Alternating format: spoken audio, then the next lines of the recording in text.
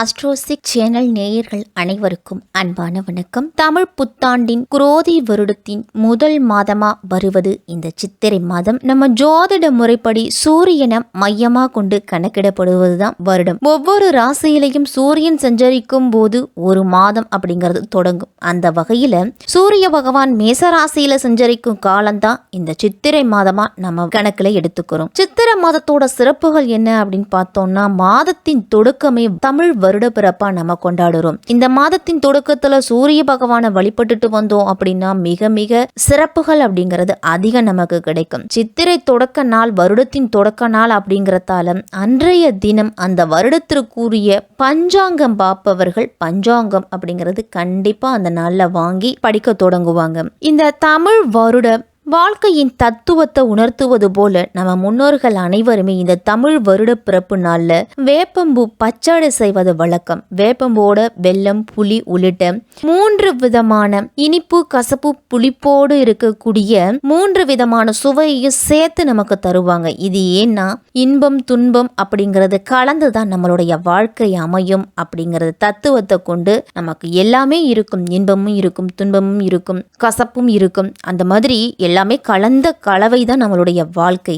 இப்படிப்பட்ட இந்த சித்திரை மாதத்துல கிரக நிலைகள்லாம் எப்படி இருக்கு, என்னென்ன பலன்கள் அவங்களால நமக்கு கிடைக்க போகுது, என்ன பரிகாரம் செய்யலாம் அப்படின்னு பார்ப்போம். சித்திரை மாதம் அப்படின்னாலே 1ஆம் தேதி முதல் 30ஆம் தேதி வரைக்கும் இருக்கு. அதே மாதிரி ஏப்ரல் மாதம் 14ஆம் தேதி முதல் மே மாதம் 13ஆம் தேதி வரைக்கும் இந்த சித்திரை மாதம் இருக்குது நமக்கு. சித்திரை மாதம் 3ஆம் தேதி மீனத்திலிருந்து புதன் வக்ர நிவர்த்தி ஆகுறாரு. சித்திரை மாதம் 9ஆம் தேதி மீன ராசிக்கு செவ்வாயும் போறாரு. சித்திரை மாதம் 12ஆம் தேதி மேஷ ராசியில சுக்கிரன் இருக்கிறாரு. சித்திரை மாதம் 18ஆம் தேதி தான் ரிஷபராசிக்கு குரு போறாரு. குரு பயிற்சி நடக்க போகுது. சித்திரை மாதம் 23ஆம் தேதி மேச ராசியில புதன் இருக்கிறாரு. இதை இல்லாம சனி கும்பத்திலையும், ராகு மீனத்திலையும், கேது கன்னியிலையும் இருக்குது. 14/4/2024 முதல் 22/4/2024 வரை கும்பராசியில சனி செவ்வாயோட சேர்க்கை இருக்குது. இந்த காலகட்டத்துல சற்று உடல் ஆரோக்கியத்துல கூடுதல் கவனத்தோடு இருக்கணும். கும்பம், கடகம், சிம்மம், விருச்சிகம், மீனம் ஆகிய 5 ராசிக்காரர்களும் 1/5/2024 நடைபெறும் குரு பெயர்ச்சி, குருவின் பார்வை பதியும் ராசிகள் அப்படின்னு பார்த்தோம்னா கன்னி, விருச்சிகம், மகரம். இந்த 3 ராசிக்காரர்களுக்கும் தொட்டது துலங்கும், தொல்லைகள் அகல போகுது. வெற்றி வாய்ப்புகள் அப்படிங்கிறது வீடு தேடி வரப்போகுது. இப்படிப்பட்ட கிரக நிலைகளோடு இந்த குரோதி வருடம் அதாவது சித்திரை மாதம் நமக்கு தொடங்க இருக்குது. பொறுமை மட்டும்தான் நம்மளுடைய வாழ்க்கையில நல்லது கொண்டு வரும் அப்படின்னு நினைக்கக்கூடியவர்கள் தான் மகர ராசிக்காரர்கள். இந்த சித்திரை மாதம் தமிழ் வருடத்தின் முதல் மாதமான சித்திரை மாதம் உங்களுக்கு எப்படி இருக்கும், என்னென்ன பலன்கள்லாம் கிடைக்கும் அப்படின்னு பார்க்கலாம். உங்கள் ராசிநாதன் சனி பகவான் செவ்வாயோடு இணைஞ்சு சஞ்சரிக்கிறதால உங்கள் ராசிநாதன் சனி குடும்பஸ்தானத்திலேயே சஞ்சரிக்கிறாரு. அவரோடு லாபாதிபதி செவ்வாய் இணைஞ்சிருக்கிறதால பொருளாதார பற்றாக்குறை இனிமேல் இருக்காது. அதே சமயம் 7.5 சனி இன்னும் தொடர்வதால் உங்களுக்கு சுப விரயங்கள் அப்படிங்கிறது அதிகரிக்கும். குருவின் பார்வை அஷ்டமத்தில் பதிவதால் இழப்புகளை ஈடு செய்யறதுக்கு புதிய வாய்ப்புகள் அப்படிங்கிறது கிடைக்க போகுது. இழுபறியாக இருந்த சில வேலைகள் எல்லாமே இனிமேல் இனிதான் நடக்க போகுது. மகர ராசிக்காரர்களுக்கெல்லாம் இந்த சித்திரை மாதத்தோட கிரகங்களோட சஞ்சாரம் சுப விரயங்களை ஏற்படுத்தும். மகர ராசிக்காரர்களுக்கெல்லாம் புதிய வாய்ப்புகள் அப்படிங்கிறது கிடைக்க போகுது. இழுபறியாக இருந்த வேலைகள் எல்லாமே இனி சீக்கிரமாக நடக்க போகுது. மகர ராசிக்காரர்களுக்கு சித்திரை மாதம் 3ஆம் தேதியே புதன் வக்ர நிவர்த்தி ஆகுறாரு. அவங்க ராசிக்கு 6க்கும் 9க்கும் அதிபதியானவர் புதன். அவர் உத்தியோகத்தில் நீங்கள் எதிர்பார்த்த மாற்றத்தை எல்லாத்தையும் கொண்டு சேர்க்க போகிறாரு. படிப்புக்கு ஏற்ற வேலை கிடைக்கலையே அப்படின்னு கவலைப்பட்டவங்களுக்கெல்லாம் இனிமேல் நல்ல காலம் பிறக்க போகுது. தந்தை வழி உறவில் இருந்துட்டு வந்த விரிசல்கள் எல்லாமே நீங்கி தந்தையோடு நல்ல அந்யோன்யம் பிறக்கும். தொழில் செய்கிறவங்களுக்கெல்லாம் பெற்றோர் வழி ஆதரவு அப்படிங்கிறது கிடைக்க போகுது. ஆரோக்கிய குறைபாடு அப்படிங்கிறது படிப்படியாக அகலும். உங்களுக்கு வெளிநாடு சென்று பணிபுரிய விரும்புபவர்களுக்கெல்லாம் நண்பர்கள் மூலம் அழைப்புகள் வந்தாலும் ஆச்சரியப்படுவதற்கல்ல. சித்திரை மாதத்தின் முதல் வாரத்திலேயே புதன் சாதகமான இடத்துல சஞ்சரிக்கிறதால உத்தியோகத்திலலாம் எதிர்பார்த்த இடமாற்றம் அப்படிங்கிறது கிடைக்கும். இது வரைக்கும் எனக்கு வேலை கிடைக்கலையே அப்படின்னு வருத்தப்பட்டு இருந்திருப்பீங்க. இனிமேல் உங்களுடைய படிப்புக்கும் திறமைக்கும் ஏற்ற வேலை அப்படிங்கிறதே கிடைக்க போகுது. அதே மாதிரி பணி நிரந்தரம் பற்றிய தகவல் இந்த மாதத்தில் கிடைக்கும். மகர ராசிக்காரர்களுக்கெல்லாம் சித்திரை மாதம் 1ஆம் தேதியே சனி செவ்வாய் சேர்க்கை கும்பராசியில் இருக்குது. 1ஆம் தேதி முதல் 8ஆம் தேதி வரைக்கும் இருக்குது. குடும்பஸ்தானத்துல முரண்பாடான சேர்க்கை இருக்கிறதால குடும்பத்துல பிரச்சனை அப்படிங்கிறது வரலாம். நம்மளுடைய உள்ளத்துல நினைச்சதை உடனடியா செய்ய முடியாது. தொழில ஒரு சில குறுக்கீடுகள் எல்லாமே வரும். மேல் முதலீடுகள் செய்ய கேட்ட இடத்துல உதவிகள் கிடைக்காம தாமதப்படலாம். வாக்குவாதங்களை தவிர்த்து கொள்ள வேண்டிய நேரம் இந்த சித்திரை மாதம் 1ஆம் தேதியிலிருந்து 8ஆம் தேதி வரைக்கும் மகர ராசிக்காரர்கள் அனைவருமே.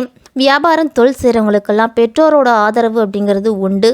வெளிநாட்டில் பணிபுரிய முயற்சி செய்துட்டு இருக்கிறவங்களுக்கெல்லாம் இந்த மாதத்தில் ஏதாவது ஒரு சின்ன முயற்சி கூட எடுக்கலாம். சித்திரை மாதத்தின் 2வது வாரத்தில் குடும்பத்தில் வசதி வாய்ப்புகள் எல்லாமே பெருகும். புதிய வீடு கட்டுறதுக்கு கூட அதற்குண்டான முயற்சிகளில் ஈடுபடுவீங்க. சித்திரை மாதம் 9ஆம் தேதியே மீன ராசிக்கு செவ்வாய் போகிறாரு.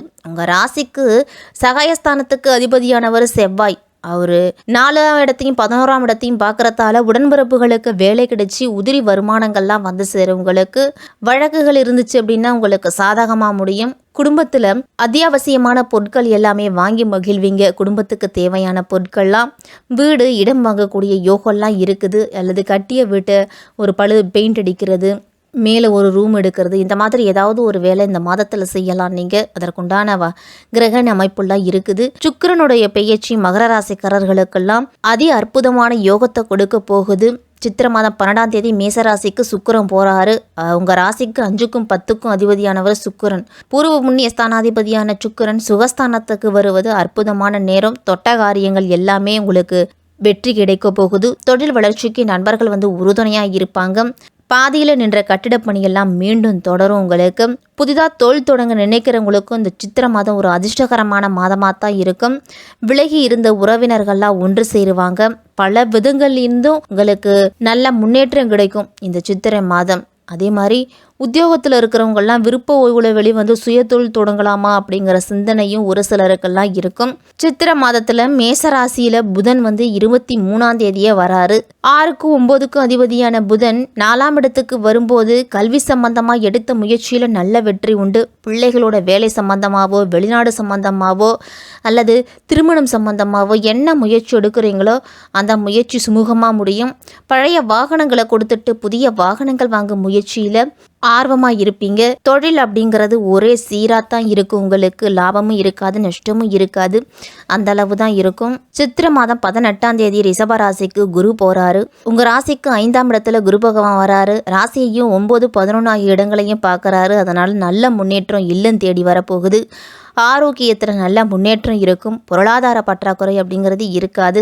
உத்தியோகத்திலெல்லாம் உயர் அதிகாரிகளோட கவனம் உங்கள் மீது பதியலாம். அதனால் தலைமை பதவிகள் கிடைக்கிறதுக்கு கூட வாய்ப்பு இருக்குது. மகர ராசிக்காரர்களுக்கெல்லாம் தடைப்பட்ட திருமணம் அப்படிங்கிறது இனிமேல் நடக்கும். எதையும் துணிந்து செய்யறதுக்கு முன் வருவீங்க. இனிமேல் எதிரிகள்லாம் உங்களை கண்டு விலகுவாங்க. இந்த சித்திரை மாதத்திலிருந்து இனிய பலன்கள்லாம் நல்ல பலன் அதிகமாக கிடைக்கும். இந்த குரு பயிற்சிக்கு பிறகு மகர ராசிக்காரர்களுக்கெல்லாம் சித்திரை மாதம் துவங்கி 10 நாட்கள் வரைக்கும் சனி செவ்வாய் சேர்க்கை இருக்கிறதால குடும்பத்தில் ஒரு சில பிரச்சனைகள்லாம் வரும். எதையாவது செயல்படுத்த நினைச்சிங்க அப்படின்னா அதில் தடங்கள் ஏற்படும். வேலை மற்றும் தொழிலெல்லாம் குறுக்கீடுகள் அப்படிங்கிறது வந்து சேரும். சித்திரை மாதம் மகர ராசிக்கு பெரும்பாலும் சாதகமாக தான் இருக்கு. இந்த 2024 குரு பயிற்சிக்கு பிறகு அற்புதமாக இருக்குது. மிகப்பெரிய பதவியும் பொறுப்பும் பொருளாதார முன்னேற்றமும் வாழ்க்கையில மகிழ்ச்சியும் கிடைக்கக்கூடிய மாதமாக இருக்கும் இந்த சித்திரை மாதம். இதே மாதிரி பொது வாழ்க்கையில் இருக்கிறவங்களுக்கெல்லாம் முக்கிய பிரமுகர்களோட சந்திப்பால் நல்ல முன்னேற்றம் கிடைக்க போகுது. வியாபாரம் தொழில் செய்கிறவங்களுக்கு வரவு செலவு சமமாக தான் இருக்கும். உத்தியோகத்தில் இருக்கிறவங்களுக்கெல்லாம் உயர் பதவிகள் அப்படிங்கிறது கிடைக்கும். கலைஞர்களுக்கெல்லாம் வாய்ப்புகள் அப்படிங்கிறது கிடைக்கின்ற வாய்ப்பை நல்லா பயன்படுத்திக்கணும். மாணவர்கள்லாம் ஆசிரியர்களோட வழிகாட்டுதல் மாணவர்களோட வளர்ச்சிக்கு வழிவகுத்து கொடுக்கும். பெண்கள்லாம் மாதத்தின் பிற்பகுதியில் மகிழ்ச்சி தரும். மாதத்தின் முற்பகுதியில் சற்று கூடுதல் கவனத்தோடு இருக்கணும். உடல் ஆரோக்கியத்தில் கணவன் மனைவிக்குள்ளேயும் விட்டு கொடுத்து போறணும். உற்றார உறவினர்களையும் அனுசரித்து நடந்து கொள்ளுறது நல்லது. சொத்துக்கள் வாங்கும் யோகம், சொந்தங்களாலும் பாராட்டுதெல்லாம் கிடைக்கக்கூடிய யோகம்லாம் இருக்கு. பெண்கள் குழந்தைகளோட உடல் ஆரோக்கியத்திலையும் வயதானவர்களோட உடல் ஆரோக்கியத்திலையும் எச்சரிக்கையாக இருக்கணும். உணவு சார்ந்த விஷயத்துலலாம் கட்டுப்பாட்டோட இருக்கிறது நல்லது. நம்ம உடலும்புக்கு எது ஒத்துக்குதோ அதை மட்டும் சாப்பிட்டுக்கணும். எது ஒத்து வரலையோ அதை ஒதுக்கி வச்சுக்கிறது நல்லது. வயதானவர்கள் எல்லாருமே வெயில் காலத்தில் அதிக நீர்ச்சத்துக்கள் நிறைந்த உணவு வகைகளை அதிகம் எடுத்துக்கணும். குழந்தைகளாக இருந்தாலும் சரி, பெரியவர்களாக இருந்தாலும் சரி. இந்த மாதத்தில் இந்த சித்திரை மாதம் முழுவதுமே அசைவ உணவுகளை தவிர்த்து வாங்க. உங்களால் முடிஞ்ச உதவிகளை ஏழை பெண்களோட திருமணத்திற்கோ அல்லது கட்டி முடிக்க முடியாமல் இருக்கிற கோவில்களுக்கோ உங்களால் முடிஞ்ச பொருளாதார உதவியை செய்யுங்க. கார்த்திகை அன்று முருகப்பெருமான் வழிபாடு உங்களுக்கு முன்னேற்றத்தை கொடுக்கும். வாகனங்களில் செல்லும் பொழுது கூடுதல் கவனத்தோடு இருக்கணும். அதுவும் இரவு நேர பயணத்தில் தனியே செல்வதை முடிஞ்ச வரைக்கும் தவிர்த்துக்குங்க.